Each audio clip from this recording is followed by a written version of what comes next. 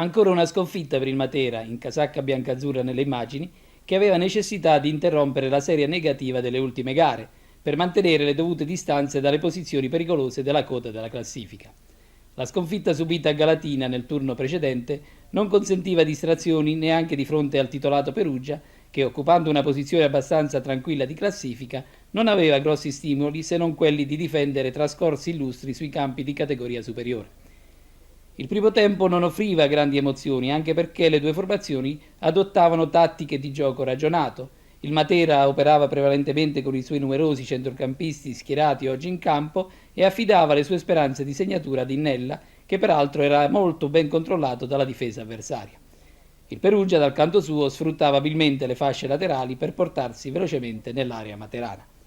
I biancazzurri soffrivano soprattutto sui calci piazzati, ma se la cavavano abbastanza bene in più di un'occasione, cercando anche di sfruttare gli eventuali sbilanciamenti in avanti degli avversari in tali occasioni.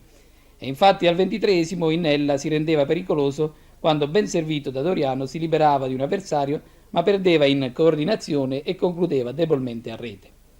Rispondeva il Perugia al 26esimo con Boccia, che lasciava partire un violento tiro da fuori area che si perdeva di poco a lato. Ancora vicino al gol il Matera al 30esimo, quando Innella appoggiava un comodo pallone all'isolato Ardizzone.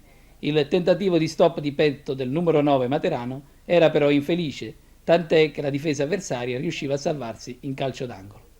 Sembrava che i primi 45 minuti dovessero concludersi sul risultato bianco, quando il Perugia andava in vantaggio. Un lungo lancio pescava Spagnuolo solo in area materana, la mezzala ombra batteva prontamente a rete da distanza ravvicinata. Il tiro rasoterra passava sotto il braccio di Mancini, apparso un po' indeciso nella circostanza.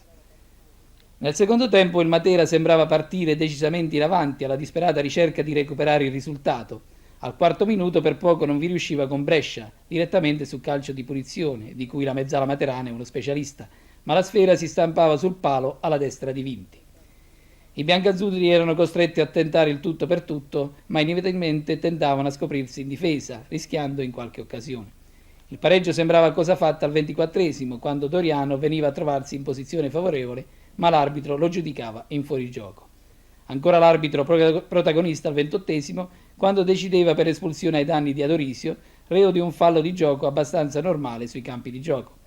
E al 35esimo il Perugia chiudeva il conto, con la complicità anche del segnaline dal lato della tribuna, che non riteneva in fuorigioco perfetto, subentrato da poco a Boccia. Mancini tentava l'uscita disperata, ma il rimpallo favoriva Ravanelli, che non aveva alcuna difficoltà ad adagiare la sfera nella porta ormai sguarnita.